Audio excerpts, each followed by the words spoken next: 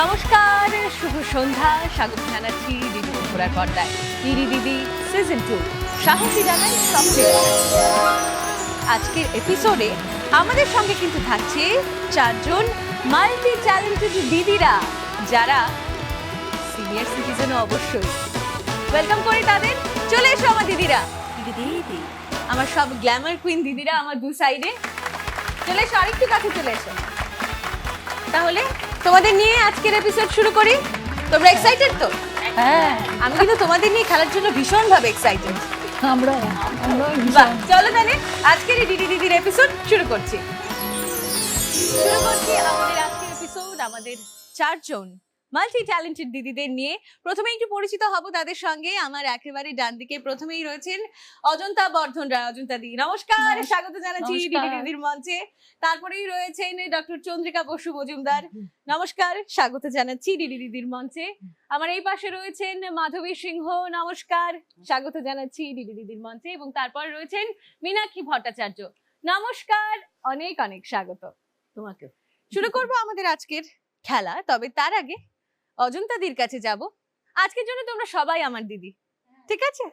আচ্ছা, অজন্তাদি থেকে জানবো, তুমি তো নাচ নিয়ে এতটা কাজ করেছো, আজকের দিনে ত্রিপুরাতে দাঁড়িয়ে নাচের প্রথম সারির যারা আমাদের অন্যতম শিল্পীরা রয়েছেন তার মধ্যে তুমি একজন বিশিষ্ট নৃত্যগুরু। তোমার যে নাচের যাত্রাটা ছোট থেকে শুরু করে, এত বড় স্টোরি আমাদের শোনা সম্ভব নয়, তবু সবটা ছোট্ট করে যদি তুমি আমাদের একটু বলো। নমস্কার সবাইকে, আমি সবাইকে ভালোবাসা ও শুভেচ্ছা জানাচ্ছি। আমার নাচের যাত্রা শুরু হয় 1974 আচ্ছা থেকে।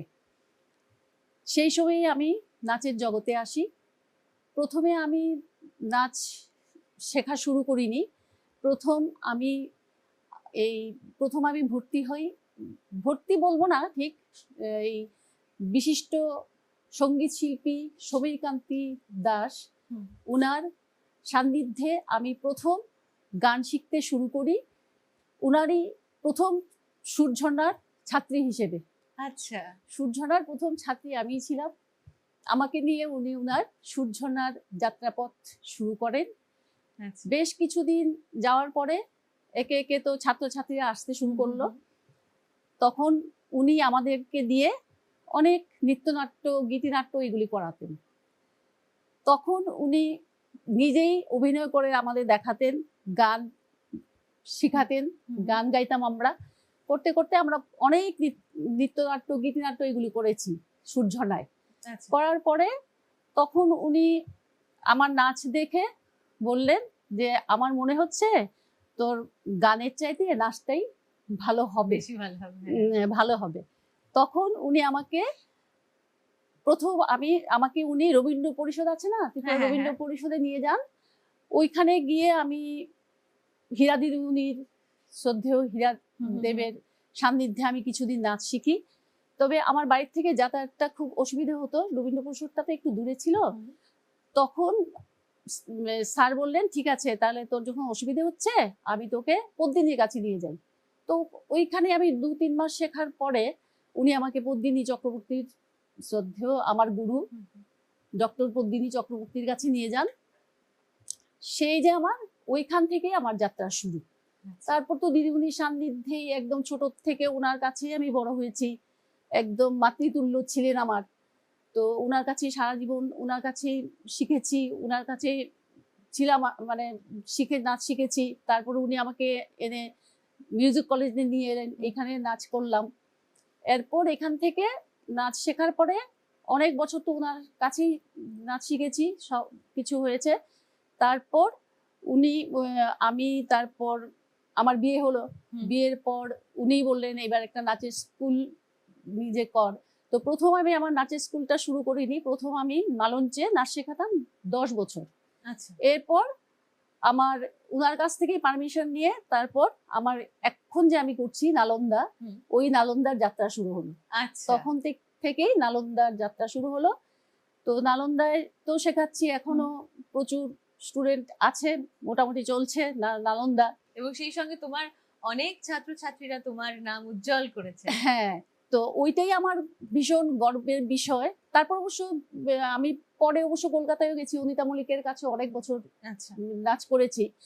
তো আমার এইটাই খুব ভালো লাগে যখন দেখি চারদিকেই নালন্দার অনেক সিনিয়র স্টুডেন্টরা যার যার মতো স্কুল করেছে, স্টুডেন্টদের নাচ শেখাচ্ছে, এইটাই আমার কাছে ভীষণ গর্বের মনে হয়। সত্যি তাই। আর শুধু যে আগরতলা শহরে সবাই শিখছে মানে করাচ্ছে তাও না, আমার বিদেশেও আমার 2 ছাত্রী আছে, ওরা চাকরির সাথে সাথে নাচও শেখাচ্ছে ওইখানটায়। বাহ, এরপর ব্যাঙ্গালোরেও আছে। বাহ, তো ওইটাই আমার একদম ভীষণ, ছড়িয়ে ছিটিয়ে আছে। হ্যাঁ ওইটা আমার ভীষণ গর্বের ব্যাপার যে আমার স্টুডেন্টরা চারদিকে ছড়িয়ে ছিটিয়ে আছে এবং ওরা সুন্দরভাবে মানে ভালোভাবে সবাই স্কুল করছে, বাহ, ছাত্রছাত্রীদের শেখাচ্ছে, এইটাই আমার কাছে একটা এইটাই বড় ভীষণ প্রাপ্তি। প্রাপ্তি। ঠিক ঠিক। এইটাই। আমরা এবারে খেলায় যাই, শুরু করব আমাদের প্রথম রাউন্ড। ঠিক আছে। সবার গল্প শুনবো, তবে এই মুহূর্তে খেলায় যাওয়ার পালা। শুরু করছি আমাদের প্রথম রাউন্ড, যার নাম সপ্তপদী। শুরু করছি আমাদের খেলা। প্রথমে অজন্তা দি, খেলাটা একটু বুঝিয়ে দিই সবার জন্য। আমাদের এখানে 7টা কাজ রয়েছে, তার মধ্যে ছাতাটা আমি খুলে দেব, ছাতাটা ভাঁজ করতে হবে। তারপর করতে হবে হচ্ছে ফুলগুলো বাসে ঢুকাতে হবে। তারপর স্কুল ব্যাগটা গোছাতে হবে। এখানে বই, খাতা, পেন্সিল বক্স, রং পেন্সিল বক্স এবং জলের বোতল ঢুকিয়ে চেনগুলো লাগাতে হবে। তারপর কুশন কভার ঢোকাতে হবে কভারের মধ্যে। নেল পলিশ রয়েছে 3টে রং, যে কোনো একটা রং বা হাতের আঙুলে করতে হবে। জুস খেতে হবে স্ট্র দিয়ে, আর সেই সঙ্গে 25 থেকে 1 অব্দি রিভার্স কাউন্টিং চলবে। ঠিক আছে, সবাইকে বুঝিয়ে দিলাম, সবাই ক্লিয়ার? আমি ছাতাটা নেব, ছাতাটা তুলবো, ছাতাটা আমার হাতে ঘোরাবো, তারপর তোমার হাতে দেবো। যেই তোমার হাতে দেবো সেই থেকে তোমার সময় দেবো। শুরু করছি? ঠিক আছে, চলো, ছাতা খুলে ছাতা ঘুরিয়ে তোমার হাতে দিচ্ছি। তোমার সময় শুরু এখন।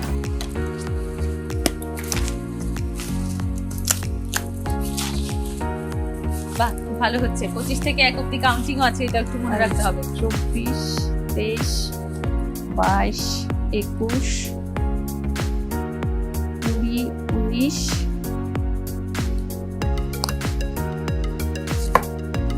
18, 17, 16, 15, বাহ, খুব ভালো হচ্ছে।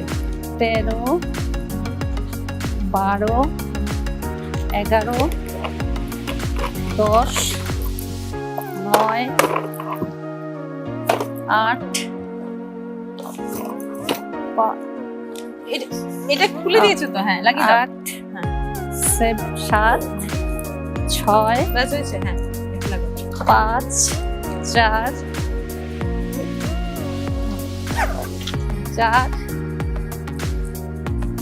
3, 2, 1, বাস হয়ে গেছে। এবার কুশনটা কভার করে আর 2টো টাস্ক বাকি। একটু তাড়াতাড়ি হাত চালাতে হবে। হয়ে যাচ্ছে, হয়ে যাচ্ছে। বাস, ব্লু কালার সিলেক্ট করেছে। যেটা হাতের সামনে এসছে। দাও, সবটা আঙুলে যেমন, সবটা নখে যাতে লাগে। হ্যাঁ। বাহ, দারুন। এবার জুস।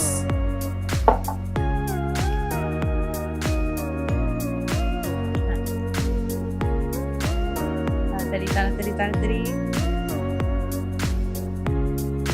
তাড়াতাড়ি, আরেকটু তাড়াতাড়ি। হচ্ছে হচ্ছে হচ্ছে হচ্ছে হচ্ছে হচ্ছে। ব্যাস, এবারে সানগ্লাস পরে একটা সেলফি। অজন্তা দি এই পুরো খেলাটা কমপ্লিট করেছে 1 মিনিট 59 সেকেন্ডসে। জোরে হাততালি একটা অজন্তা দির জন্য। আসলে এবারে চন্দ্রিকা দির কাছে। তুমি তো অবসরপ্রাপ্ত অধ্যাপিকা। এই যে তোমার অধ্যাপিকা হওয়ার যে জার্নিটা, স্বপ্নটা, এবং তারপর অবসর নেওয়া, গোটা জার্নিটা কেমন ছিল?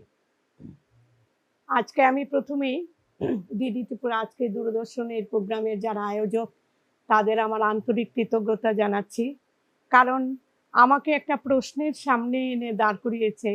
আমি প্রথমেই উপলব্ধি করলাম, আমি কয়েকটা এপিসোড দেখেছি, দেখে আমি চমৎকৃত হয়েছি। অ্যামেজিং পারফরমেন্স কাদের, যারা হয়তো অন্য প্রফেশনে আছে কিন্তু নাচ, গান, আবৃত্তি, অভিনয়, যাত্রা শিল্প সমস্ত ক্ষেত্রে এই কৃতি নারীদের যে স্বাক্ষর ওরা বিভিন্ন প্রেজেন্টেশনে রেখেছে, এটা দেখে তখন আমি একটু দ্বিধাগ্রস্ত ছিলাম। আমি নিজেকে প্রশ্ন করলাম, আমি তো তাহলে গুড ফর নাথিং, আমি কেন আজকে আমন্ত্রিত? তারপরেও ওইটা কাটিয়ে উঠে আমি ভাবলাম যে হার জিতটাও বড় কথা নয়, আমি শেয়ার করব এখনকার যারা প্রজন্মের যারা মেয়েরা আছে তাদের সাথে একাল আর সেকাল। আমি একটু শুরু করছি আমার মানে জার্নিটা, যেহেতু নিশ্চয়ই। আমি মফস্বলে ছিলাম, বিলোনিয়া হায়ার সেকেন্ডারি স্কুল থেকে পাশ করে যখন অনার্স নিয়ে পড়বো, হাই সেকেন্ড ডিভিশনে গিয়েছিলাম, তখন বাবা আমাকে আর আমার দিদিকে মহিলা কলেজে অ্যাডমিশন করানোর সময় পাঠিয়েছিলেন। মানে কি, মানে ভাবলে অবাক লাগে যে আমরা দুজনই এসেছিলাম, আরেকজন আমাদের পৌঁছে দিয়েছিল। আচ্ছা। যখন আমরা অ্যাডমিশন ফর্মও কিন্তু আমরা ফিল আপ করেছি, মানে আমার দিদি সায়েন্সে এমবিবি কলেজ, আমি আর্টসে। অ্যাডমিশন ফর্ম ফিল আপ করার সময় টেবিলে বসে আমি সিদ্ধান্ত নিয়েছিলাম যে তখন সংস্কৃত বেশিরভাগ স্কলাররা সংস্কৃত, আমার সহপাঠীরা নিয়েছিল প্রায় 32 জন। তখনকার সময়ে অনার্স এত মানে অ্যাডমিশন পাওয়াটা এত সহজলভ্য ছিল না। তখন আমি নিলাম রাষ্ট্রবিজ্ঞানে, আমরা শুধু দুজন ছিলাম। মানে আমি শুধু ভাবি যে আমাদের উপর কোনো চাপ ছিল না, একটা খোলা মেলা, একটা প্রতিদ্বন্দ্বিতাহীন, একটা প্রতিযোগিতাহীন পরিবেশে আমরা নিজেদের মানে নিজেদের বড় হয়ে ওঠা, এটা আমার কাছে খুব মনে হয় যে আজকে যুগে আমরা যখন প্রেশার সৃষ্টি করি, একটা ছাঁচে ফেলে আমাদের সন্তান সন্ততিদের বড় হওয়ার জন্য প্রেশার দিই, আমরা কিন্তু সেটা পাইনি আমাদের বাবা মার কাছ থেকে। তো আরেকটা ব্যাপারে আমি কৃতজ্ঞ আমার প্যারেন্টসদের কাছে এই কারণে যে 1980 সাল, তখন জব ফর্ম ফিল আপ হচ্ছিল, আমরা অনার্সে গ্র্যাজুয়েট হয়েছিলাম, কিন্তু বাবা মা বলছে না তোমাদের জব ফর্ম ফিল আপ করতে হবে না, তোমরা পোস্ট গ্র্যাজুয়েট করার জন্য আমাদের এখানে ব্যবস্থা ছিল না, কলকাতা বিশ্ববিদ্যালয়ে আমাদের পাঠিয়েছিল। আমি একটা কথাই ভাবি, যদি বাবা মা বলতো যে জব ফর্ম ফিল আপ করো, তুমি চাকরি করবে, আমরা তো না করতাম না, আমাদের ওই আউটলুকও ছিল না যে আমাদের পোস্ট গ্র্যাজুয়েট পড়ে আসতে হবে।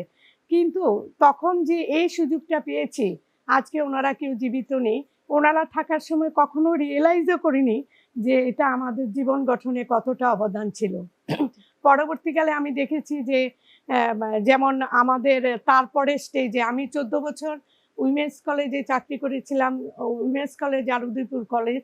আমার একটা ঘটনা মনে পড়ে, উইমেন্স কলেজে সিলভার জুবিলি হয়েছিল, তখন শ্রদ্ধেয়া করবী দেববর্মনের নেতৃত্বে আমরা সবাই সিলভার জুবিলি অনুষ্ঠানে সক্রিয়ভাবে অংশগ্রহণ করেছিলাম। তার পরবর্তীতে আমি বিশ্ববিদ্যালয়ে যাই, ত্রিপুরা কেন্দ্রীয় বিশ্ববিদ্যালয়ে আমি 27 বছর এখানে অধ্যাপনার জীবন কাটিয়েছি। তো সেখানে আমি দেখেছি যে এই বিশ্ববিদ্যালয়ে ঢোকার জন্য যে এলিজিবিলিটি থাকা দরকার, যেমন রিফ্রেশার কোর্স করা দরকার, 1 মাসের উপর 2টো রিফ্রেশার কোর্স বাইন্ডিং। আমার ছেলেমেয়েরা ছিল ছোট, 3 বছর 6 বছর, কিন্তু আমি ফ্যামিলি সাপোর্ট পেয়েছিলাম দেখেই কিন্তু আমি বাইরে গিয়ে এই কোর্সগুলি করতে পেরেছিলাম। তো এটা আমি মনে করি মানে সবাই এই সুবিধা পায় না। আমার অনেক মেধাবী সহপাঠীকে দেখেছি পড়া থামিয়ে দিতে হয়েছিল, যেহেতু আগরতলাতে পড়ার ব্যবস্থা নেই। তারপরে বিশ্ববিদ্যালয়ে আমার পরের জার্নি যেটা অবসরকালীন, সেটা আমি পরে শেয়ার করব। বিশ্ববিদ্যালয়ে মানে যখন আমি অধ্যাপনা করি, আমার যেটা মূল লক্ষ্য ছিল যে স্টুডেন্টদের ডায়াসে এনে দাঁড় করানো। আমি প্রতিদিন ক্লাসে 10 থেকে 15 মিনিট ওদের ডায়াসে আনতাম সবাইকে, কেউ বাদ না, লাস্ট বেঞ্চে যে বসলো সে যে বাদ যাবে তা না। অ্যাটলিস্ট 1 মিনিট তোমরা বলো, যাতে তোমাদের ভোকাবুলারি তোমরা ডেভেলপ করতে পারো, এটা সবচেয়ে বড় দরকার। কয়েকদিন আগে আমি পেপারে দেখেছি একজন শিক্ষিকা, নিশ্চয়ই শিক্ষিকা ছেলে মেয়েদের নিয়ে খুব ভাবে, ও লিখেছে যে রিডিং পড়ার অভ্যাস যেটা, এটা সবার মধ্যে থাকতে হবে। আমার এখনো মনে পড়ে যে 50-60 বছর আগে আমরা যখন স্কুল স্টুডেন্ট ছিলাম, আমাদের ক্লাসের মধ্যে রিডিং পড়তে দেওয়া হতো। সেটা কেন দরকার? কারণ তার কনফিডেন্স বাড়ানোর জন্য। এবং এইসব ক্ষেত্রে চিন্তা ভাবনা করাটা একজন ডেডিকেটেড টিচার তার থাকতে হবে। মানবাধিকার, আমি মানবী বিদ্যা চর্চা কেন্দ্রের মানে ডাইরেক্টরের দায়িত্বে ছিলাম প্রায় 10 বছর, এবং ত্রিপুরা বিশ্ববিদ্যালয়ের ডিন অফ আর্টস অ্যান্ড কমার্সের দায়িত্বে ছিলাম 3 বছর, আর এমনিতে হেড অফ দি ডিপার্টমেন্ট হিসেবে কাজ করেছি। কিন্তু তারপরে সবসময় আমার যেটা মনে হয়েছে যে এখন আমার মনে হয়, এখনো মনে হয় যে আমার হয়তো আরো বেশি ডেডিকেশন, আরো বেশি ইনভলভমেন্ট দরকার ছিল।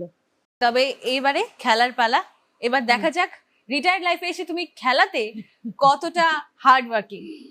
চলো দেখি, যাই খেলাতে, চলো যাচ্ছি খেলায়। তোমার জন্য ছাতাটা খুলে দিচ্ছি, ছাতা খুলে ছাতা ঘুরিয়ে তোমার হাতে দিয়ে দিচ্ছি। তোমার সময় শুরু এখন। 25 থেকে 1 অব্দি রিভার্স কাউন্টিং। একটু অ্যারেঞ্জ করে নাও, তাহলে লেগে যাবে তাতে। বাহ, ভেরি নাইস। 25, 24, 23, 22, 21, 20। হয়েছে, হয়ে গেছে। 19, 18, 17, 16, 15। এদিকে এদিকে আচ্ছা আচ্ছা, হ্যাঁ 14, হ্যাঁ 13, 12, 11, উল্টে নাও, ঢোকাতে সুবিধা হবে। 10, বাহ, 9, খুব ভালো হচ্ছে। 9, 8, 7, একটু সবটা নকে দিতে হবে। 7, 6, 5, 4, 3, 1, 2, 2, 1। হ্যাঁ এবার জুস হবে, থাক থাক, জুসটা খেয়ে নাও, আরামসে খাও।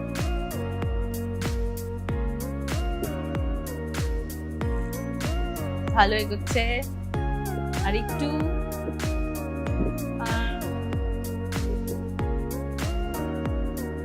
খুব ভালো হচ্ছে, আস্তে আস্তে। বাহ, ভেরি নাইস। এবার একটা সেলফি। তুমি এই পুরো খেলাটা কমপ্লিট করেছো 1 মিনিট 52 সেকেন্ডসে। এবারে আমার বাদিকে দাঁড়িয়ে আছে মাধবী দি। মাধবী দি নমস্কার। নমস্কার। নমস্কার। আচ্ছা, তোমার ব্যাপারে যেটা বিশেষভাবে জানা সেটা হচ্ছে তুমি মণিপুরি যে সংস্কৃতিটা রয়েছে সে নিয়ে বিশেষভাবে কাজ করে থাকো। তোমার কাজের একটু বিস্তৃতিটা যদি একটু তুলে ধরো আমাদের সবার সামনে। নমস্কার, অনেক অনেক ধন্যবাদ। একেবারে ছোটবেলা থেকে 72-3 তখন থেকেই আমার নাচের দিকে ঝোঁক। তারপর আস্তে আস্তে যখন আমি প্রাইমারি স্কুলে যখন পড়ি তখন আমার নজরুল গীতি, রবীন্দ্রসঙ্গীত এগুলো না শিখেই করতাম। আমার হাতে খড়ি দিদির কাছে, মালা দিদি, আচ্ছা, তো দিদির কাছে হাতে খড়ি হলেও পরবর্তী সময়ে আমি গানটা শিখতে পেরেছিলাম গুরু পণ্ডিত রবীন্দ্রনাথজির কাছে কিছুদিন করতে পেরেছি। তারপরে আমি মেইনলি করেছি কণিকা ভট্টাচার্য দিদিমণির কাছে উজির বাড়িতে, আচ্ছা, যখন উৎপল স্যার ছিলেন, অনেক আগের কথা। তারপর আস্তে আস্তে আমার আর কে রাজেন্দ্রজিৎ সিনহা ওনাদের কাছে। আর নাচ আমি করেছি চন্দ্রজিৎ সিনহা, আর কে চন্দ্রজিৎ আচ্ছা। সিনহা, যিনি মানে শান্তিনিকেতন ফেরত ছিলেন, উনি মানে ধলেশ্বরের বাসিন্দা। আচ্ছা, আচ্ছা, উনার হাত ধরেই জীবনে প্রথমবার আমার বসন্ত হয়েছিল। তখন মানে আমার নাচ কি করে শুরু হলো এই কথাটা আর কি। তো আমার এমন ভাবে আমার শরীরের মানে অবস্থা খুব খারাপ, তো মা মানুষ করেছিলেন। যে আগের দিনে তো চারানা পোষা ছিল, তো 1 টাকা চারানা পোষা লাল শালুতে বেঁধে মা মানুষ করেছিলেন যে আমার মেয়েকে তোমার মন্দিরে, হে রাধা মাধব, তোমার মন্দিরে আমি রাধা সাজাবো। আমাদের মণিপুরী সম্প্রদায়ের একটা চিরাচরিত প্রথা আছে, আমাদের বাৎসরিক রাস হয়, বিভিন্ন মণ্ডপে আমাদের রাস হয়। এই রাসের যে বৃত্তান্ত, এটা বলতে গেলে বলবো রাধা মাধবের যে রাধা মাধব মন্দির, এই মন্দিরে পূর্ণিমার প্রথম রাসটা ওখানে হবে, তারপর বাকি ত্রিপুরার বিভিন্ন জায়গাতে হবে আর কি। আচ্ছা, তো আচ্ছা, ওই রকম ধরনের আমি ধলেশ্বরে যখন ছিলাম তখন ধলেশ্বরের বঙ্কবিহারী মন্দিরে মা মানে মানুষ করেছিলেন যে আচ্ছা, আমার মেয়ে যদি ভালো হয়ে ওঠে তাহলে তোমার ওখানে ঠাকুর আমি রাধা সাজাবো। রাধা সাজাবো। তো ওইভাবেই আমার 9 বছর বয়সে আমাদের রাধা সাজতে গেলে, কৃষ্ণ সাজতে গেলে দীক্ষা না নিয়ে হয় না, আচ্ছা তো আমাদের দীক্ষা নিতে হয়। আচ্ছা শুদ্ধ করে দীক্ষা হুম। দিয়ে তারপর 9 বছর বয়সে কুমারী অবস্থাতে আমি রাধা সাজি। ওই আমার নাচের সূত্রপাত সেখান থেকেই হয়। আচ্ছা এই, আর কে চন্দ্রজিৎ স্যারের কাছে আমার প্রথম নাচের শিক্ষা। তারপর রমেশচন্দ্রজি, উনি নেই এখন, এন রমেশচন্দ্র দত্ত, চন্দ্রজিৎ সিনহা, এরকম আরো অনেকে আছেন, যদি সবটা নাম মনে না পড়লেও। তারপর নাচ শুরু করেও তার পাশাপাশি গানটাও আমার খুব নেশা ছিল। তো গান তো আমি একটু বড় হয়ে আমি কণিকা দিদিমণির কাছে আমি শিখি, হাতে করে আমার দিদির কাছে বললেই হয়। আচ্ছা তারপর ওইভাবে এই নাচটা শুরু হওয়ার পর আমার বিয়ে 80 আচ্ছা 81 লাস্ট, আচ্ছা 81 হুম। তো সেই সুবাদে আমার হঠাৎ বিয়ে, আমার মানে সবকিছু গুলিয়ে গেল। তারপর তারপর ওইভাবে বিয়ের পর যখন আমি অনেকটা বছর আমি এই সংস্কৃতি জগৎ থেকে অনেকটা বিচ্ছিন্ন হয়ে গেলাম, কিন্তু তারপরে আমার মনের সেই ইয়েটা তো, আবেগটা তো যায়নি। তারপর একেবারে আমি শর্টকাটে যদি আসি তাহলে বলবো যে আমি যখন আগরতলাতে আবার ফিরি, তখন 2000-এ আমি আমার এই নাচের ক্যারিয়ারটা আবার শুরু করি, আচ্ছা অনেক বছর পর। তো কিন্তু আমি যতটুক না আমি করেছি, তার থেকে বেশি আমি দেখতে চেয়েছি যে না, আমাদের সময় তো একাডেমিক ভাবে সেভাবে শেখার একটা সুযোগ হয়ে ওঠেনি, কিন্তু আমি যে বয়সটা হারিয়েছি, হুম, হুম। আমি যেটা পেতে পারতাম ওইটা যেটা আমি পাইনি, তো আমি দেখতে চাই যে ওই প্রতিফলনটা মানে পরবর্তী প্রজন্মের প্রজন্মের কাছে। ওদের যেন ক্যারিয়ারটা আমি তৈরি করতে পারি, not to be king, to make the king. হুম। এরকম একটা ঠিক। আমার চিন্তাধারা আসার পর 2000-এ আমার 2000 থেকে 2001 এর মধ্যে আমার অর্গানাইজেশন লামিয়ানবা এই সোশিও কালচার অর্গানাইজেশনটা আমি শুরু করি। এটা প্রথমে চতুরঙ্গ নামে ছিল, তখন আমরা সং এন্ড ড্রামা ডিভিশনের আন্ডারে আমরা প্রাইভেট রেজিস্টার্ড ট্রুপ হিসাবে আমরা সারা ত্রিপুরা চষে বেড়াতাম, আচ্ছা ডিটিকের সঙ্গে, পিআইবির সাথে একসঙ্গে কাজ করে, ফ্রি পাবলিসিটির সাথে, তখন আমার টিম ছিল পুরো। হুম। কিন্তু তারপর এই অর্গানাইজেশনটা 2004-এ রেজিস্ট্রেশন, আমরা 1860-র আন্ডারে আমরা রেজিস্ট্রেশন করার পর পুরোদমে সেখানে নাচ কিভাবে শিখে, কিভাবে তাদেরকে স্টুডেন্টদেরকে কিভাবে বাইরে পাঠাতে হবে, ওই চিন্তাধারা করে আমার অর্গানাইজেশন থেকে সুদেশনা সিনহা, এখন ডক্টর সুদেশনা সিনহা আমার ফাউন্ডার মেম্বার। তো ডক্টর সুদেশনা সিনহাকে শান্তিনিকেতনে, তখন মাস্টার ডিগ্রি এখানে ছিল না, বিএমএস কমপ্লিট করার পর এমইউএস এর জন্য ওখানে পাঠানো হয়। আচ্ছা তো সেই সুবাদে আমার গুরু যতীন সিং এর সঙ্গে দেখা, আর ওই শান্তিনিকেতনের সঙ্গে টাই আপটাই সেখান থেকে শুরু হয় 2005-06 থেকে। আচ্ছা তারপর মোড়টা অন্যদিকে নিল, 2007 অব্দি নাচ করতাম, আমি পারফর্ম করতাম। করার পর দেখলাম যে মেয়েরা যখন নাচ শিখে বেরিয়ে আসছে, পোশাকের এত ক্রাইসিস, হুম। আমাদের পোশাকগুলো তো বাজারে কিনতে পাওয়া যায় না, সব কুটির শিল্পের জিনিস। তারপরে এই পোশাকের চিন্তা করে আমি ভাবলাম যে আমি যদি নাচটাই করে থাকি তাহলে পোশাকটা দেখার ত্রিপুরাতে কেউ নেই। তো আমি ভাবলাম যে না, আমি এটা স্যাক্রিফাইস করি, ওরা তো করছে, হুম। বীজ তো বপন করে দিয়েছে, ওদেরকে যদি বলি যে তুই নাচ করিস না তাহলে হবে না, ওরা করবেই ওরা। হ্যাঁ তো আমার মতো করে ওদেরকে আমি তৈরি করে ফেললাম। তো সেইভাবে ওরা এইভাবে বিভিন্ন আশা সিনহা, পূর্ণিমা সিনহা, ওদেরকে পাঠানো হলো কাঞ্চিপুর ইউনিভার্সিটিতে। হুম। তারপর সুদেশনা সিনহা গেল শান্তিনিকেতনে, তারপর রবীন্দ্র ভারতীতে বেবি, তারপরে হেনা, ওরাও আমার ফাউন্ডার মেম্বার। তো আচ্ছা ওরা গেল ওদিকে, তো ইউনিভার্সিটি আলাদা আলাদা হয়ে গেল। তো আমি বললাম যেখান থেকেই নিয়ে আসো, বাস ত্রিপুরাকে উন্নত, সংস্কৃতিকে উন্নত করার জন্য ঠিক, ঠিক। এখানে চলে হুম। এসে এই মাটিতে কাজ করো। এটা আমি যেটা করতে পারিনি আগে। তো এই সংস্কৃতির সাথে জড়িত হতে হতে 2007-এ আমি গুরু যতীন সিং এর তত্ত্বাবধানে আমরা এখানে একটা পোশাকের একটা ওয়ার্কশপ করেছিলাম। হুম, হুম। তো মণিপুরি নৃত্য এবং মণিপুরি নৃত্যের রাসের পোশাক, এটার উপরে ডাইরেক্টর গুরু কে যতীন সিং। তো উনার তত্ত্বাবধানে আমরা এই ওয়ার্কশপটা যখন করি, তখন আমি ফুললি ডেডিকেট হয়ে গেলাম যে না, আমি পোশাক নিয়ে কাজ করব এবার। কারণ পোশাকের অভাবে আমার মেয়েরা পারফর্ম করতে পারছে না, কেউ তো দাঁড়াতে হবে, ইম্ফল থেকে পোশাক পাঠাবে, তারপর আমরা পারফর্ম করব, এটা তো হয় না। এই করতে করতে আমরা তখন খুব কষ্টে আমরা পারফর্ম করতাম। তো আমি পোশাকের থেকে ডেডিকেশন হয়ে গুরু যতীন সিং এর কাছে আমি এই পোশাক তৈরির ট্রেনিংটা আমি নেই। আচ্ছা তারপর শান্তিনিকেতনে প্রায় যেতাম, হুম। তারপরে মণিপুরে গেছি এই মানে পোশাক কিভাবে তৈরি করতে হবে এগুলো নিয়ে। তারপর শেষ সময় তো মানে করোনার ঠিক আগ মুহূর্তে ওই সময় তো এজেসিসি থেকে যখন একটা সিনিয়র সিটিজেনদের নিয়ে খুব ভাবা হয়েছিল না, যে ওকে কে কোথায় কি করছে, এ সবাই বসে আছে, ইনকাম নেই, তখনই মুহূর্তে আমার ফাইলটা পাস হয়।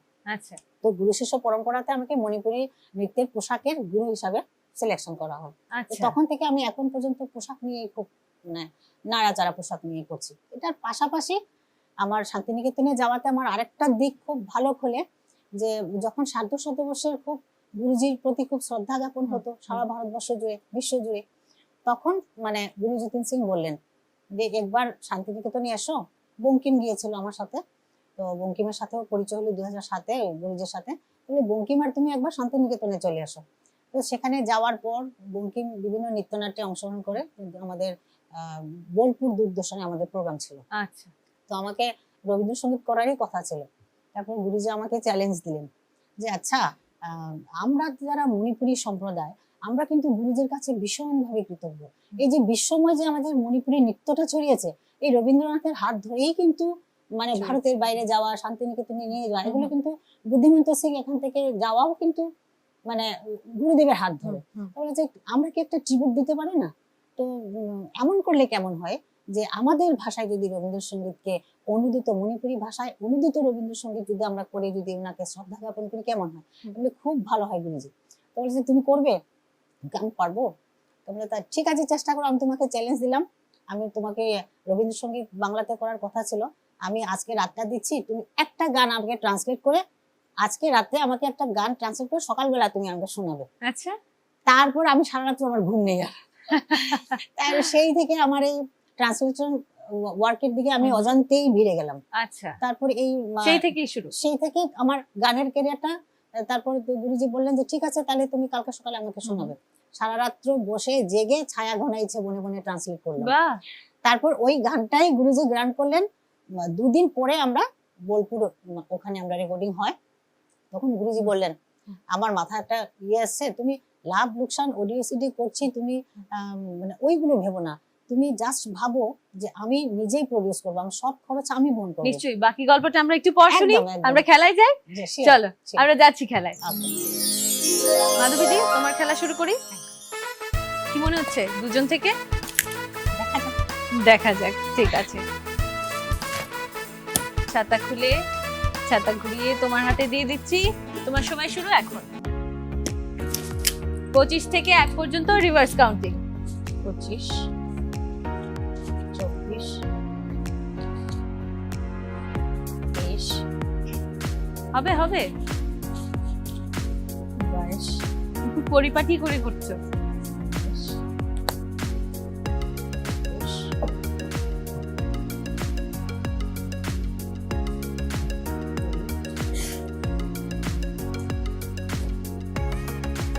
একটু জোরে। 19, 18,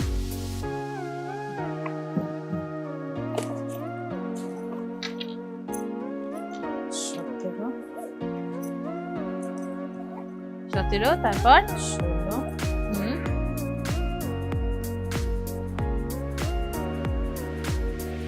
16 পর 15, হচ্ছে 14, লাগাতে হবে না, ঠিক আছে, হয়ে গেছে। হ্যাঁ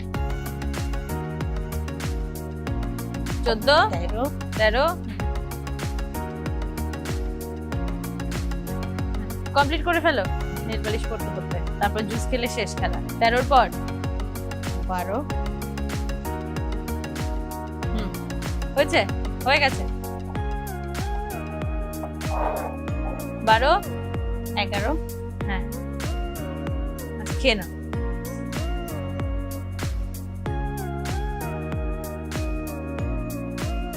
বাহ দারুণ।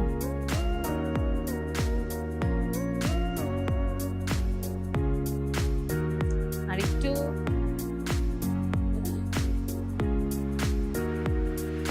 হ্যাঁ 11 পর এবার 10, এটা পরে 10, তারপর তাড়াতাড়ি 10, 9, হ্যাঁ 8, হ্যাঁ 7, হ্যাঁ 6, 5, 4, হ্যাঁ 3, 2, 1। বাস কমপ্লিট। এবারে সেলফি।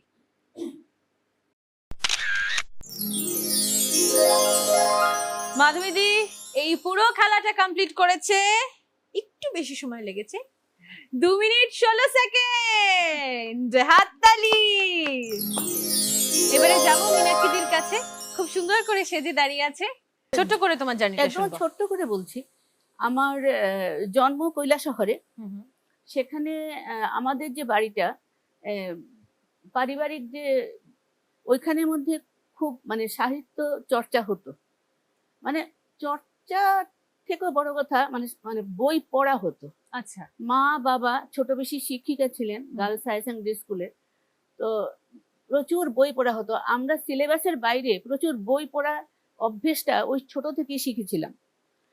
এখন স্কুলে বা কলেজে পড়ার সময় থেকে আমি লুকিয়ে লুকিয়ে কবিতা লিখি। আচ্ছা। হ্যাঁ, এটা দেখাই না, কারণ ভীষণ লজ্জা করতো। তারপর মানে কলেজে যাওয়ার পরও লিখি। তারপর প্রথম প্রকাশিত হয় আমার কবিতা, সেটা তোমার একটা ম্যাগাজিনে হয়েছিল। তারপর যেটা প্রকাশিত হয় সেটা গল্প।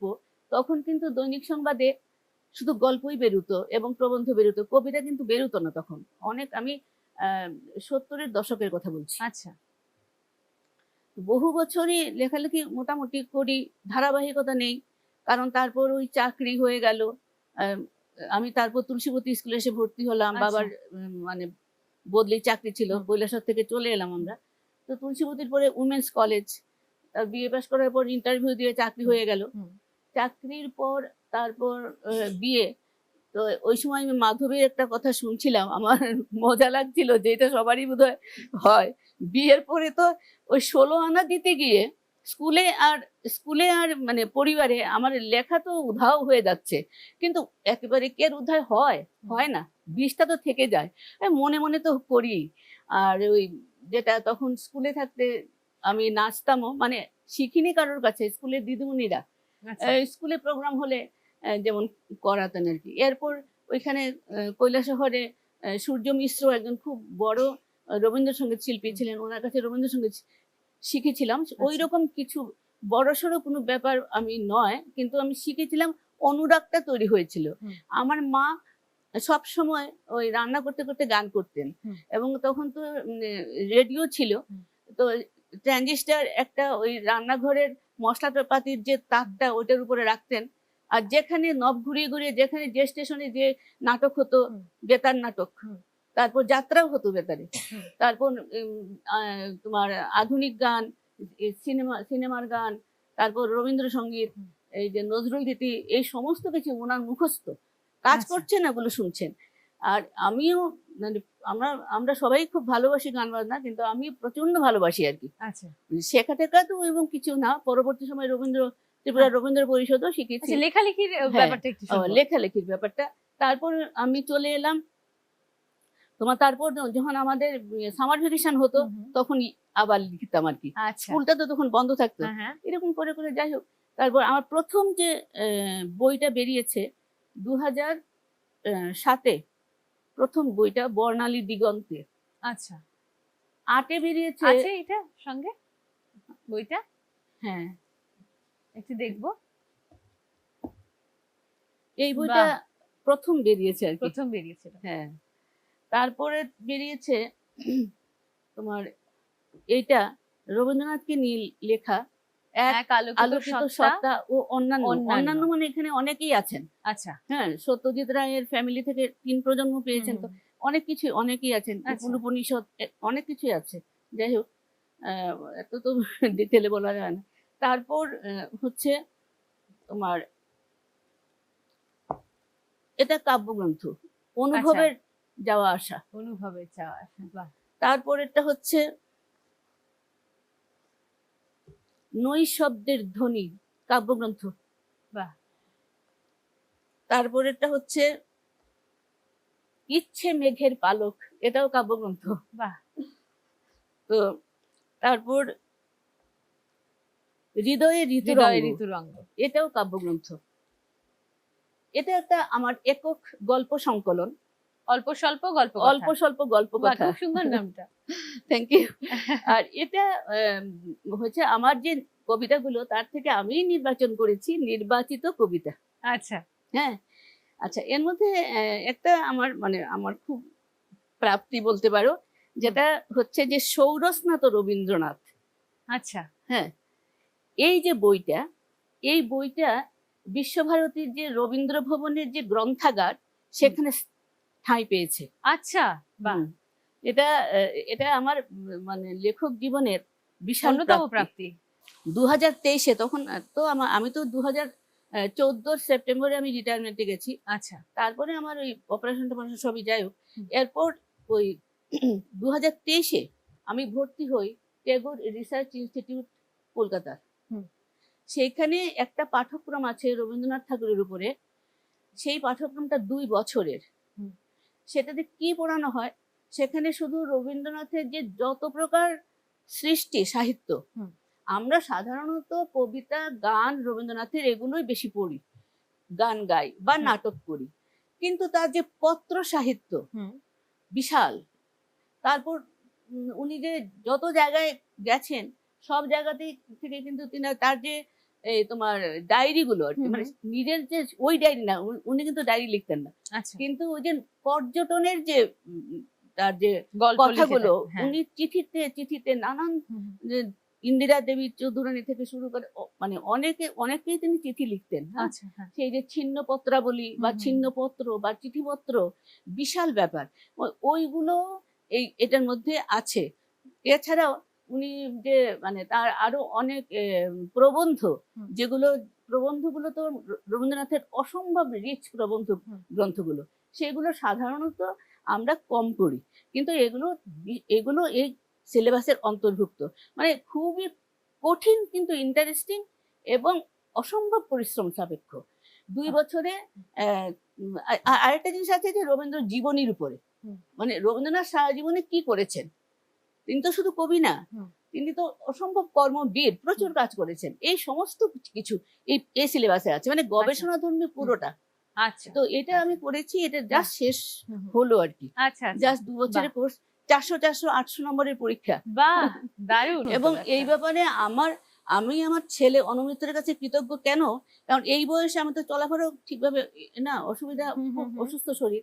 সে কলকাতা গিয়ে ওই রবীন্দ্র গ্রন্থাবলীর যে মেলাগুলো হুম, থেকে বই কিনে এনেছে, বাহ ঘরে একটা মিনি লাইব্রেরি করে দিয়েছে। বাহ আমি এমনিতেই প্রচুর বই আছে, তারপরেও অনেক বই কিনেছে, মানে ওই সমস্ত যে বাহ। সাহায্যটা আর কি। খুব ভালো খুব ভালো। চলো তাহলে এবারে খেলায় যাই। নিশ্চয়ই, চলো। মীনাক্ষী দি, শুরু করা যাক খেলা। হ্যাঁ হ্যাঁ, শুরু কর। বাহ খুব এক্সাইটেড মনে হচ্ছে না? খুব ভালো লাগে খুব ভালো লাগে। খেলতে। দারুণ। যতক্ষণ খেলতে ভালো লাগবে ততক্ষণ তখন ভালো থাকতে ভালো পারবে। থাকতে পারবে। চলো ছাতা ঘুরিয়ে তোমার হাতে দিয়ে দিচ্ছি, সময় শুরু এখন। 25, 24, হ্যাঁ 23, 22, 21, 20, 19, 18, 17, ফুলগুলো 16, ঢোকাতে হবে। 16, হ্যাঁ 15, হুম 14, 13, 12, হুম 11, হুম। 10, 9, 8, 7, হ্যাঁ 6, হুম 5, 4, হুম 3, হুম। 2, 1। বাহ, এবার এটাতে আসো।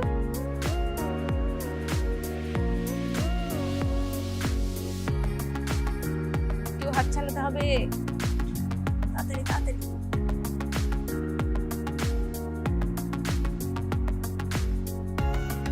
বাহ দারুণ।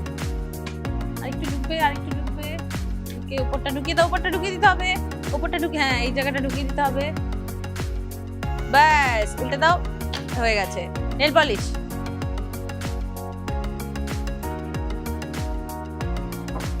করতে হবে। আরেকটু আঙুলে লাগবে। হ্যাঁ, হ্যাঁ, হ্যাঁ। বাহ হয়ে গেছে হয়ে গেছে হয়ে গেছে হয়ে গেছে হয়ে গেছে হয়ে গেছে। এবার জুস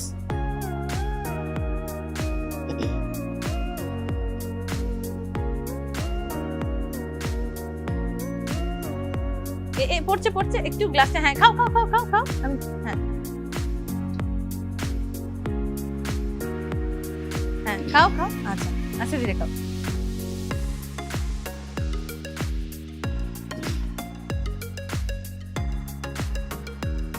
বাহ, দারুণ খেলা হচ্ছে।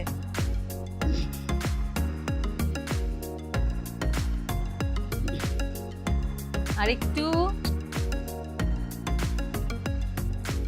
আস্তে ধীরে খাও।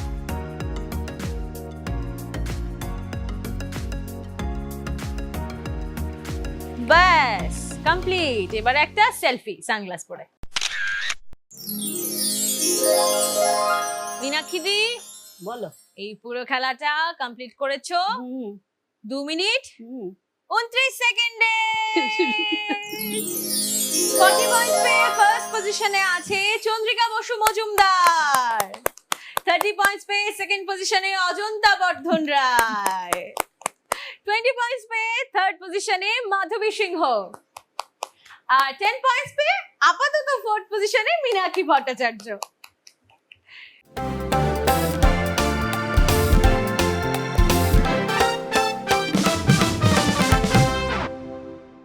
মীনাক্ষী দির থেকেও একটা কবিতা শুনবো। ঠিক আছে। কি শোনাবে বলো? শ্যামলী কাব্যগ্রন্থের হঠাৎ দেখা। রেলগাড়ির কামরায় হঠাৎ দেখা, ভাবিনি সম্ভব হবে কোনোদিন। আগে ওকে বারবার দেখেছি লাল রঙের শাড়িতে, ডালিম ফুলের মতো রাঙা। আজ পরেছে কালো রেশমের কাপড়, আঁচল তুলেছে মাথায়, দোলন চাপার মতো চিকনো গৌর মুখখানি ঘিরে। মনে হলো কালো রঙে একটা গভীর দূরত্ব ঘনিয়ে নিয়েছে নিজের চারদিকে, যে দূরত্ব সর্ষে ক্ষেতের সে সীমানায়, শালবনের নীলাঞ্জনে। থমকে গেল আমার সমস্ত মনটা। চেনা লোককে দেখলেন অচেনার গাম্ভীর্যে। কত কথা কারে ছিল বলিতে, কত কথা কারে। হঠাৎ খবরের কাগজ ফেলে দিয়ে আমাকে করলেন নমস্কার। সমাজবিধির পথ গেল খুলে, আলাপ করলেন শুরু। কেমন আছো, কেমন চলছে সংসার ইত্যাদি। সে রইল জানালার বাইরের দিকে চেয়ে, যেন কাছের দিদির ছোঁয়াচ পার হওয়া চাহনিতে। দিলে অত্যন্ত ছোট দুটো একটা জবাব, কোনোটা বা দিলেই না, বুঝিয়ে দিলে হাতের অস্থিরতায়। কেন এসব কথা? এর চেয়ে অনেক ভালো চুপ করে থাকা। আমি ছিলাম অন্য বেঞ্চিতে ওর সাথীদের সঙ্গে। এক সময়ে আঙুল নেড়ে জানালে কাছে আসতে। মনে হলো কম সাহস নয়, বসলুম ওর এক বেঞ্চিতে। আরো একটু বসো তুমি, আরো একটু বলো, আরো একটু বসো তুমি, আরো একটু বলো। গাড়ির আওয়াজের আড়ালে বললেন মৃদুস্বরে, কিছু মনে করো না। সময় কোথা সময় নষ্ট করবার?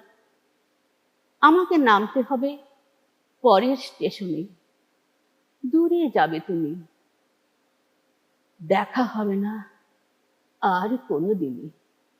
তাই যে প্রশ্নটার জবাব এত কাল থেমে আছে, শুনবো তোমার মুখে।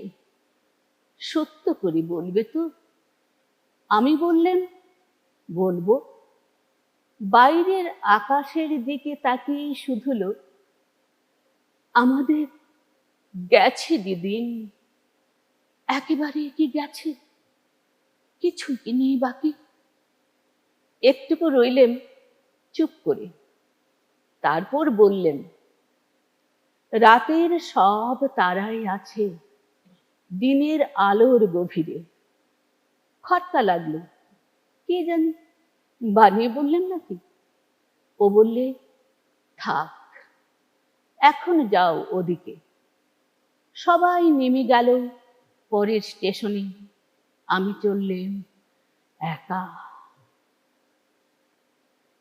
মুখখানি করো মলিন বিধুর, যাবার বেলা জানি আমি জানি। তুমি তো পুরো প্যাকেজ, গানে কবিতায় একদম পুরো প্যাকেজ। দারুণ দারুণ দারুণ শুনলাম। শুরু করবো আমাদের সেকেন্ড রাউন্ড, যার নাম কোমল গান্ধার। এই রাউন্ডের শুরুতেই তোমাদেরকে খেলাটা বুঝিয়ে দিই। খেলাটা হচ্ছে বাজার রাউন্ড আর অডিও ভিজুয়াল রাউন্ড। আমি যদি বলি ভিজুয়াল ক্লু আসবে তাহলে সেটা স্ক্রিনে আসবে, আর যদি বলি অডিও ক্লু তাহলে সেটা অডিও বাজবে, আর যদি অডিও ভিজুয়াল হয় সেটাও স্ক্রিনে আসবে। তোমরা পুরোটা ক্লু শুনবে, অডিও ক্লু হলে শুনবে এবং ভিজুয়াল ক্লু হলে দেখবে, আর তারপর আমি প্রশ্ন করব, তারপরেই বাজার দেবে। প্রশ্ন করার আগে কেউ বাজার দেবে না, ঠিক আছে? ভিজুয়ালটা দেখেই কেউ বাজার দেবে না, কিংবা অডিওটা শুনেই কেউ বাজার দিও না, ঠিক আছে? আমরা যাই খেলায়, শুরু করছি। প্রথম ক্লু একটা ভিজুয়াল ক্লু, স্ক্রিনে আসবে।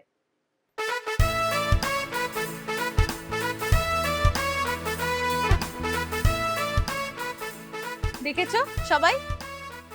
প্রশ্ন হচ্ছে, ছবিতে যা দেখানো হচ্ছে তা দিয়ে একটি গান গাইতে হবে। মীনাক্ষী দি, বলো। হিমের রাতে ওই গগনের দ্বীপগুলি রে, হেমন্তিকা করলো গোপন আঁচল ঘিরে ঘিরে ঘিরে। হিমের রাতে বাহ, ওই দারুণ। গগনের দ্বীপগুলি রে। 10 পয়েন্টস মীনাক্ষী দি। সেকেন্ড ক্লু আবারও একটি ভিজুয়াল ক্লু। দেখেছো সবাই? দেখা যাচ্ছে তো? সবার দেখা যাচ্ছে? একটা হচ্ছে কেতকী, আরেকটা হচ্ছে চিঠিপত্র, ঠিক আছে? কোশ্চেন হচ্ছে, যা ছবিতে দেখানো হয়েছে সেই অনুযায়ী একটা গান গাইতে হবে। আবারও মীনাক্ষী দি, বলো। রবীন্দ্রনাথ ঠাকুরের লেখা হ্যাঁ চিঠিপত্র এবং কেতকী দুটোই, হ্যাঁ। তো আমি রবীন্দ্রসঙ্গীত একটা করি। হ্যাঁ নিশ্চয়ই। মধুর তোমার শেষ যে না পাই ওগো, মধুর তোমার শেষ যে না পাই, প্রহর হলো সে। বাহ, দারুন দারুন দারুন। 10 পয়েন্টস মীনাক্ষী দি আবারও। থার্ডটা একটা অডিও ক্লু, গান বাজবে, আমরা শুনবো, তারপর প্রশ্ন করব, ঠিক আছে? চলো।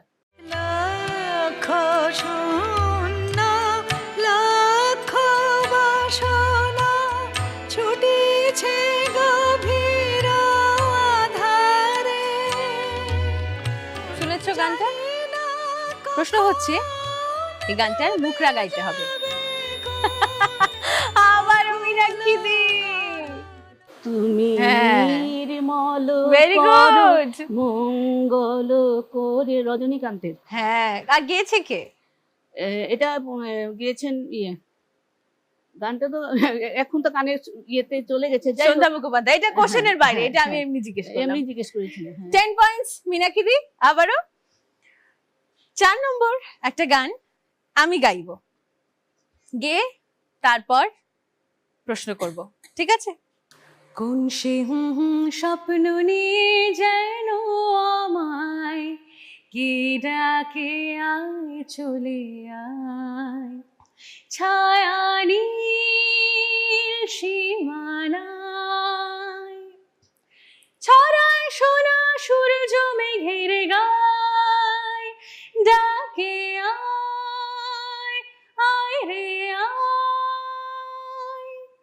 কোন সে স্বপ্ন নিয়ে যেন আমায় কে ডাকে আয় চলে আয়।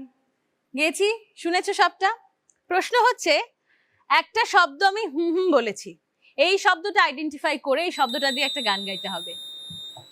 অজন্তা দি বলো, কোন সে আলোর স্বপ্ন? কোন সে আলোর স্বপ্ন নিয়ে, আলো দিয়ে একটা গান গাইতে হবে। আলোকের এই ঝর্ণা ধারায় ধুইয়ে দাও আপনাকে সেই লুকিয়ে রাখায় ধুলায় ঢাকা, ধুইয়ে দাও আলোকের এই ঝর্ণা ধারায় ধুইয়ে দাও। বাহ, 10 পয়েন্টস অজন্তা দি, ভেরি গুড। সেকেন্ড রাউন্ডের শেষে মীনাক্ষী দি পেয়ে গেছে 30 পয়েন্টস আর অজন্তা দি পেয়ে গেছে 10 পয়েন্টস।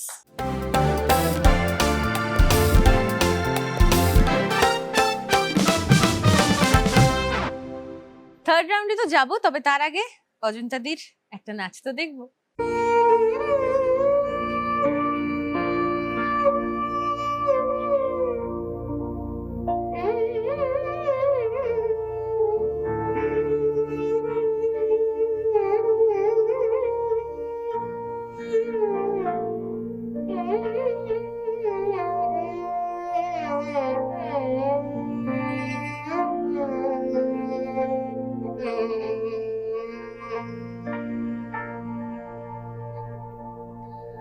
মধুর মধুর ধ্বনি বাজে হৃদয় কমল বনমাঝে, মধুর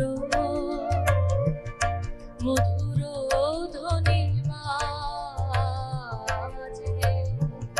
হৃদয় কমল বনমাঝে, মধুর নিভৃত বাসিনী বীণা পানি অমৃত রতি রতি বাণী, নিভৃত বাসিনী বীণা পানি অমৃত রতি রতি বাণী, কিরণ কিরণ ছবি খানি পরাণের কোথাও সে হৃদয় কমল বনমাঝে, মধুর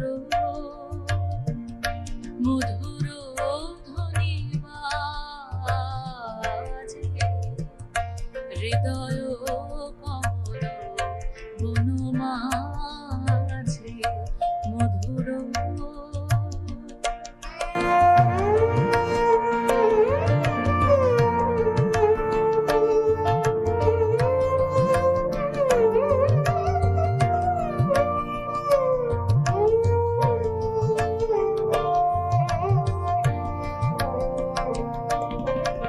মধুরিত যাবে দেবানিশি, বিকোপহরিত দিশি দিশি, মধুরিত যাবে দেবানিশি,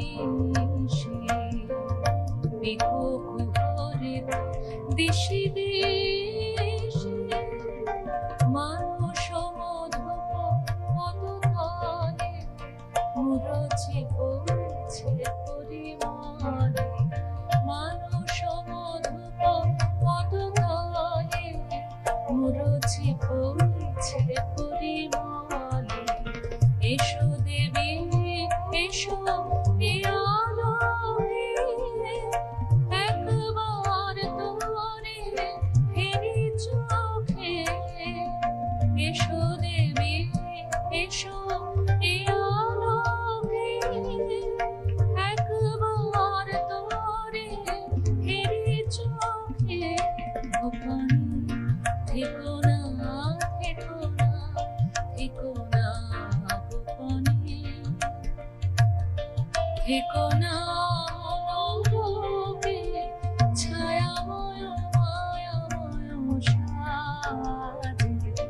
হৃদয় কমল বনমাঝে মধুর। খুব ভালো লাগলো এবং নিজেকে খুব মানে ব্লেসড মনে হচ্ছে তোমাকে সামনে থেকে একদম কাছ থেকে দেখতে পেয়েছি নাচ করতে, কারণ তুমি যখন মঞ্চ করতে তখন আমরা একদম ছোট। এবারে শুরু করব আমাদের থার্ড রাউন্ড, যার নাম বোঝে না সে বোঝে না।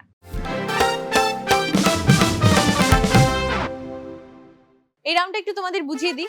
একটা সেন্টেন্স যদি এরকম হয়, সাপোজ আমি দাঁড়িয়ে আছি, এটা ঠিক, সেন্টেন্সটা ঠিক, কিন্তু তোমরা উত্তর দেবে ভুল। মানে সঠিক যেটা হবে এটার উত্তর দেবে ভুল, যেটা ভুল হবে সেটার উত্তর হবে ঠিক। প্রত্যেকের জন্য 5টা করে সেন্টেন্স, আর এক একটা সেন্টেন্সের জন্য 5 মার্কস করে। ঠিক আছে, খেলা শুরু করি। যাচ্ছি, হ্যাঁ। তোমার সময় শুরু এখন। তুমি ভরতনাট্যম শিল্পী নও, বলতে হবে। ভুল। তোমাকে অজন্তা নয়, সবাই দিয়া বলে ডাকে। সত্যি। সূর্য পশ্চিম দিকে ওঠে।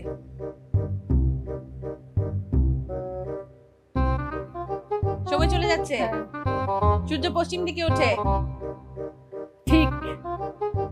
তুমি এই মুহূর্তে ডিডি ত্রিপুরা স্টুডিওতে। ভুল। তোমার মাথায় দুটো শিং আছে। ভুল। দুটো প্রশ্নের ভুল উত্তর, 3টে প্রশ্নের সঠিক। তোমার মাথায় শিং নাই তো। তাহলে আমার আছে। শৌল। এই যাই হোক। মা। আচ্ছা, দিয়া কার নাম? দিয়ে আমার মেয়ের নাম। হ্যাঁ, এজন্য এটা ঠিক ছিল। দুটো প্রশ্নের ভুল উত্তর, হ্যাঁ। প্রথমটা আর শেষটা, হ্যাঁ। আর বাকি 3টের সঠিক উত্তর দিয়ে তুমি পেয়ে যাচ্ছ 15 পয়েন্টস। আচ্ছা। তোমার সময় শুরু এখন। মাথা দিয়ে জুতো পরা হয়। ঠিক। এসি চালালে ঠান্ডা লাগে।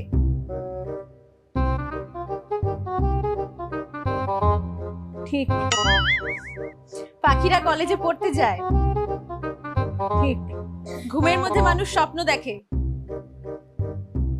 ভুল। মিনিট ঘন্টার চেয়ে বড়। ঠিক। বাহ, ক্যা বাত। একটা ভুল হয়েছে শুধু, এসি চালালেই ঠান্ডা লাগে।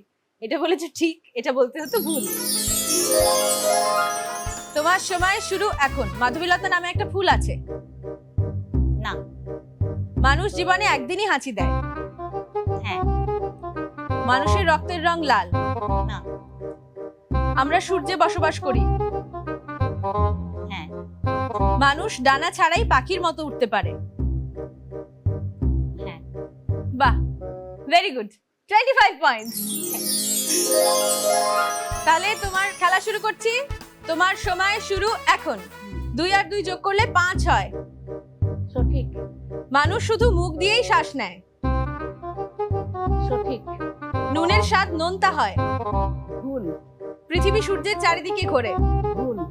এরোপ্লেন রাস্তায় চলে। সঠিক। বাহ, ভেরি গুড, 25 পয়েন্টস। দারুণ। থার্ড রাউন্ডের শেষে অজন্তা বর্ধন রায় পেয়ে যাচ্ছে 15 পয়েন্টস। ডক্টর চন্দ্রিকা বসু মজুমদার দাঁড়িয়ে আছে 20 পয়েন্টসে থার্ড রাউন্ডের পর। আর আমার বাদিকে দুজন মাধবীদি এবং মীনাক্ষীদি 25 পয়েন্টস করে। জোরে হাততালি।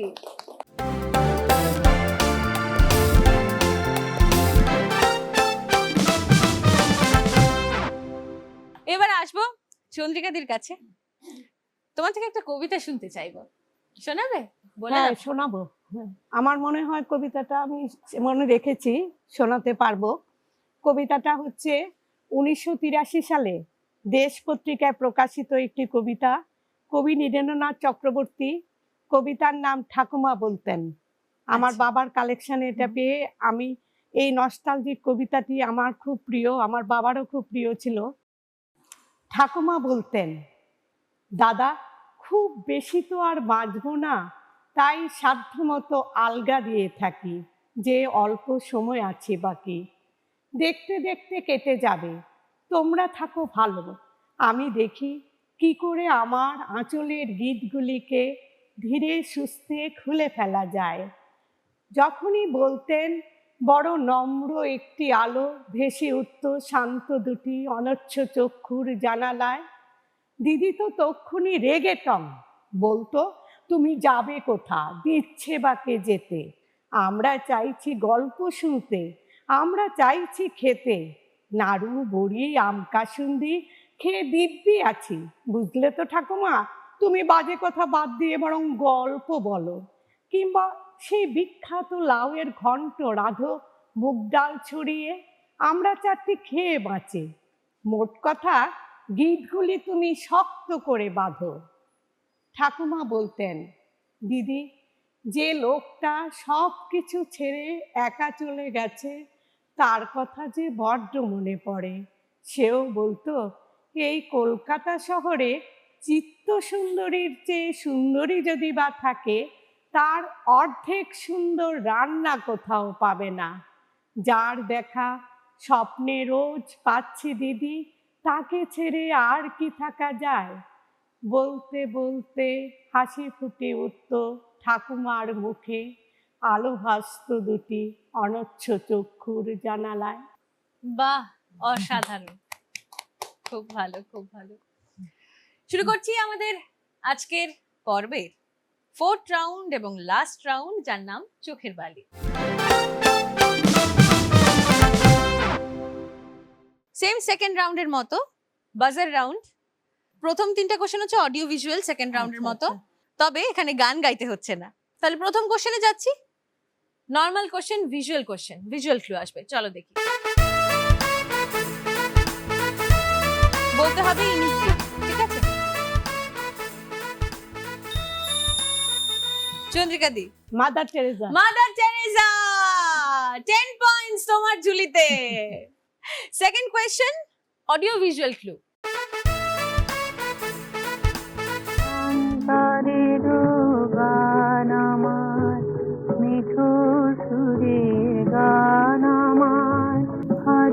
সুরকার ও সিঙ্গারের নাম বলতে হবে,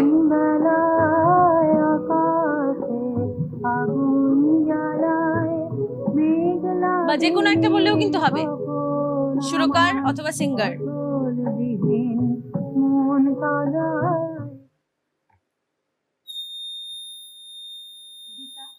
গীতা দেবী। গীতা গীতা দত্ত? হ্যাঁ। না, গীতা দত্ত নয়। সুরটা কার বলতে পারবে? না, না, সত্যি না। ঠিক আছে, পাস করে দিই কোশ্চেনটা। সুরকার হচ্ছে সলিল চৌধুরী আর গায়িকা হচ্ছে উৎপলা সেন, ঠিক আছে? তারপর থার্ড কোশ্চেনে যাব, আবারও একটি অডিও ভিজুয়াল ক্লু, ঠিক আছে? চলো দেখি।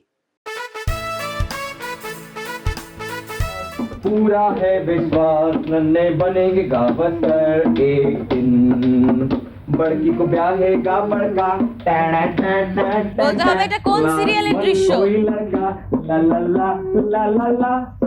ডিডি ন্যাশনালের প্রথম সোপ অপেরা অর্থাৎ ধারাবাহিক নাটক। হিন্টস দিয়ে দিচ্ছি, লিখেছিলেন মনোহর শ্যাম যোশী এবং ডিরেকশন দিয়েছিলেন পি কুমার বাসুদেব। 1984-তে সম্প্রচারিত হয়েছিল। এটার শেষে অশোক কুমার আসতেন স্ক্রিনে। দূরদর্শনের প্রথম ধারাবাহিক নাটক। সবাই গভীর চিন্তায় মগ্ন। কি মনে হচ্ছে? পাস? ট্রাই করতে পারো, কিন্তু নেগেটিভ মার্কিং নেই, কেউ ট্রাই করবে না, ঠিক আছে? বলে দিই, হাম লোগ সিরিয়াল। 4 নম্বর কোয়েশ্চেনে রয়েছে 5টা ক্লু। 3 নম্বর ক্লুর মধ্যে যদি সঠিক আনসার কেউ বাজার প্রেস করে দিতে পারো তাহলে 20 পয়েন্টস, আর নচেত যদি 4th আর 5th ক্লুতে সঠিক আনসার দিতে পারো তাহলে 10 পয়েন্ট। ভারতীয় স্বাধীনতা আন্দোলনের একজন অন্যতম নারী, বাঙালি, জন্ম হায়দ্রাবাদে, ঠিক আছে? দ্বিতীয় ক্লু, তিনি একজন কবিও ছিলেন। বলো Chandrika. Sarojini Naidu. Sarojini Naidu, well done, 20 points. দ্বিতীয় ক্লুতেই সঠিক উত্তর পেয়ে গেছি আমরা, ভীষণ ভালো। কবি ছিলেন তো উনি। কবি ছিলেন, একদম। তাহলে 4th রাউন্ড আমরা শেষ করব, স্কোরসেও যাব, তবে তার আগে মাধবীদির একটা গান তো অবশ্যই শুনবো। কোন গানটা শোনাবে বলো? গানটা করার আগে একটা কথা না বললেই না হয়।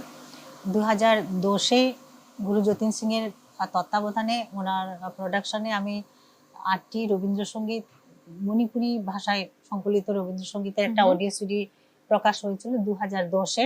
সেটাই ছিল আমাদের ট্রিবিউট টু রবীন্দ্রনাথ ঠাকুর। তো ওই গানটা বর্ষার 8টা গান ট্রান্সলেট করেছিলেন এই ত্রিপুরারই সাহিত্যকার বা ইতিহাসবেত্তা বলতে হুম। পারে ওয়াংখেম বীরমঙ্গল সিংহ, আচ্ছা। কবি সাহিত্যিক। তো উনি করেছিলেন ট্রান্সলেট। তবে আজকে যে গানটা করছি এটা ওনার ট্রান্সলেট নয়, এটা মণিপুরেরই। আমার ওই অডিও সিডি প্রকাশের পর রূপরাগ অর্গানাইজেশন থেকে আবার একটা শ্যাম শর্মার ইয়েতে তত্ত্বাবধানে আরেকটা অডিও সিডি হয়। আচ্ছা। সেই অডিও সিডিতে আমার খুব পছন্দের গান ছিল সুনলো সুনলো সাজানি, গানটার যে মানে মণিপুরি ভাষার যে ইয়েটা আমি করছি। তাখনে তাখনে ইবে মা থাম খোলাইরাম মালিকা কুঞ্জ কুঞ্জ কোইরুরে সখী শ্যাম চন্দ্র তরে তাখনে তাখনে ইবে মা থাম খোলাইরাম মালিকা হায় রে লাইরাং আপম্বা khoi mun pai ri ngang duna lingam da jamuna chinthari ne minglaba ishe shaktuna ahindi mabumo tha jaga nu jadi kainab nang libi leirang pareng lum tharake thamoi magi chak lagle takhone takhone ibe ma tham kholairang malika sunalo sunalo balika রাখ কুসুম মালিকা। একটু কি করলাম? ভীষণ ভালো, ভীষণ ভালো। এবং সেই সঙ্গে 4th রাউন্ডের স্কোরস চন্দ্রিকা দি 30 পয়েন্টস। বাকিদের আর পয়েন্টস দিতে পারলাম না, তবে সব মিলিয়ে এখনো চ্যাম্পিয়ন এবং বাকিদের স্কোরস জানবো। ঠিক আছে, বলি স্কোরস তাহলে। আমার হাতে কিন্তু স্কোরস চলে এসছে।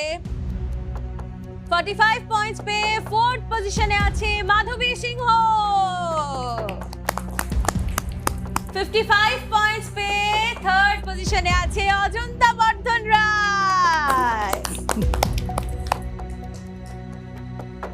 90 পয়েন্টস পেয়ে আমাদের আজকের উইনার কে? এদিকে না এদিকে? কি মনে হচ্ছে বাকি দুজনের? কি মনে হচ্ছে? 90 পয়েন্টস পেয়ে আমাদের আজকের winner doctor Chandrika Basu Majumdar. Well done, congratulations. আর 65 পয়েন্ট পেয়ে 2nd পজিশনে মীনাক্ষী ভট্টাচার্য। সকলকে অভিনন্দন, খুব ভালো খেলেছো তোমরা। আর তোমাদের সঙ্গে খেলতে পেরে আমি ভীষণভাবে হ্যাপি।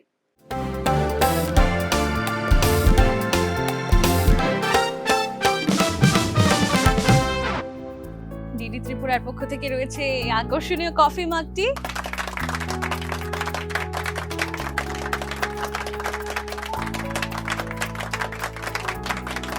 এইটা রয়েছে তোমার জন্য, এইটা তোমার। তোমাদের প্রত্যেকের জন্য রয়েছে আরো একটা গিফট, একটা মেমেন্টো ডিডি ত্রিপুরার পক্ষ থেকে। এটা তোমার,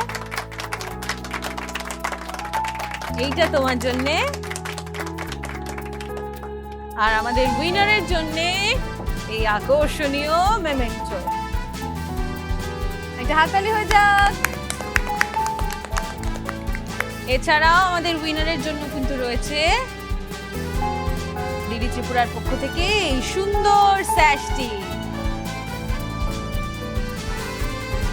বাহ, অসাধারণ লাগছে।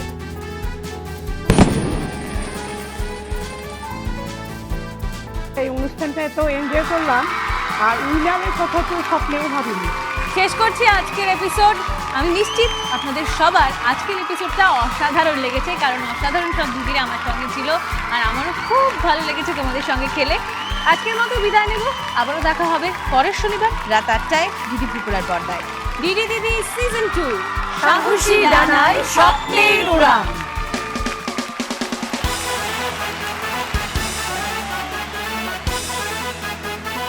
দিদি দিদি